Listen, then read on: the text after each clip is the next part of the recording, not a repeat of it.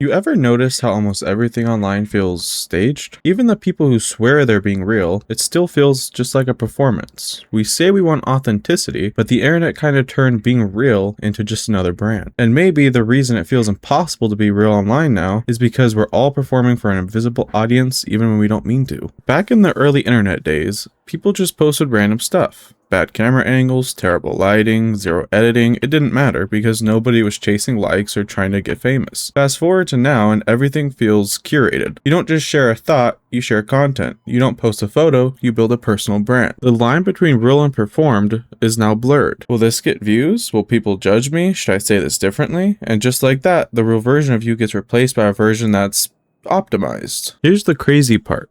Even authenticity became a trend. Influencers cry on camera, creators post unedited clips, but they're still editing the story. We all do it. We share the moments that look raw but are still filtered through what we want people to see. It's not even about lying, it's about survival. The algorithm doesn't reward honesty, it rewards attention, and attention rewards exaggeration. So being real online slowly turned into being relatable enough to get engagement. The truth is, humans were never meant to have an audience this big. When you talk to a friend, you can be yourself. No script, no anxiety. But online, you're talking to hundreds, sometimes thousands of invisible strangers. And each one has their own expectation of who you should be. The moment you post something, it stops being yours. It becomes a performance, whether you like it or not. So you start editing your personality, toning things down, exaggerating others, not because you're fake, but because you're protecting yourself. Maybe being real online isn't about showing everything.